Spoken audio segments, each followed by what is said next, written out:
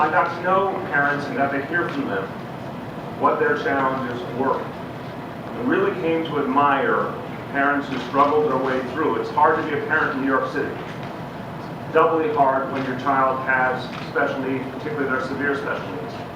And I got to know parents firsthand and heard from them how they needed a better approach. And so in these last days, as the opportunity arose to do something foundational, take matters into our own hands here in New York City and right some wrongs, we were excited to do it. And we found tremendous partners in that effort in Albany. Again, I'm going to speak about them in 1 minute, but I want to frame this. Remember that the vast, vast majority of children who have disabilities are well served by our public school system. I do want to make clear that we got immense capacity to serve kids with special needs, and we do it well. But clearly, there are some families whose needs cannot be met. And that's where the conflicts have come in, and that's where we want to act decisively to end the conflict and find an appropriate way forward.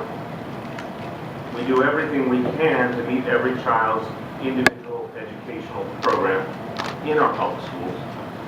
And when parents determine that their public school can't or local school cannot meet their needs, and they find a private school that can better meet the needs, that's where we should be working with them for a productive solution. Parents have the right under federal law to seek tuition reimbursement. The DOE often agrees with parents that their chosen school is appropriate. But even in some cases where the DOE and parents have agreed, the process historically of settling the cases dragged out for too long.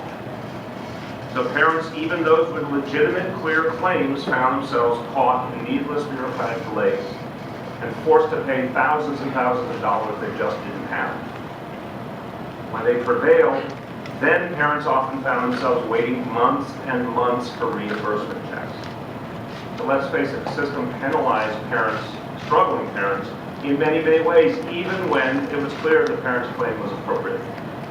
Well, that might have been a good litigation strategy. If all you cared about was litigation, all you cared about was the bottom line, that might have been a good litigation strategy, but it was not a humane way to run a school system. It was not fair to parents, it was not fair to families, it was not fair to the children who had the needs. So today we're turning the page. So starting this fall, when parents of children with disabilities seek tuition reimbursement, things will be different, and it will start this September.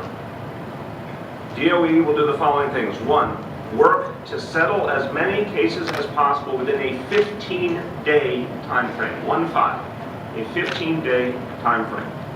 And refrain from relitigating cases once they are settled. When there's no change in the DOE's recommended placement for a child, there is no reason to litigate again and again each year. If there is a change, that has to be looked at. But when there's no change, there is no reason for additional litigation. In addition, the Department of Education will expedite payments to families and will streamline paperwork. We will knock down barriers for children with developmental disabilities and ease burdens on families. That is the mandate, to make this easier and better for families to get money back in their hands.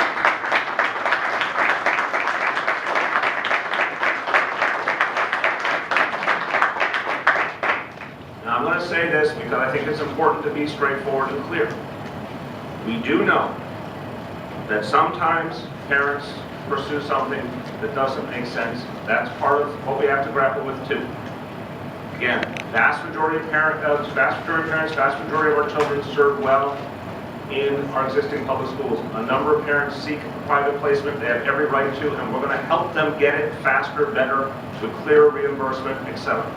When we know that a particular claim doesn't make sense, when the DOE has offered already an appropriate placement, when parents don't choose a private school that actually meets the needs of the children educationally, or when parents do not attempt to cooperate with DOE to serve the child, in those cases, we reserve the right to take legal action. That's the only measure. But that will be the exception, not the norm.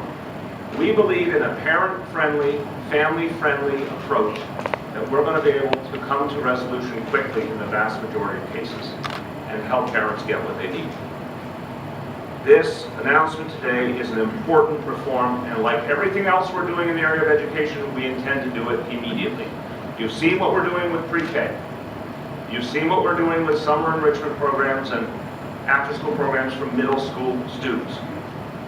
We don't wait to implement these changes. You certainly see striking changes and reforms in the new teacher's contract. The game plan here is to change our approach to education, change our approach to children and families right now, starting this year, in a big way. Chancellor Farini has provided extraordinary leadership, and we keep setting the bar high. She keeps setting the bar high for her team, but these changes have to happen now, and they will. Mayor de Blasio has a long history of expressing concern for the special needs population and their families, going back to the days when we served together as councilmen and before that. On the campaign trail, the mayor reiterated that commitment to making this issue a top priority. I've had extensive conversations with the mayor about this, and he indicated that more than ever, he will ensure that families and special needs children get their services expeditiously and, maybe even more importantly, compassionately.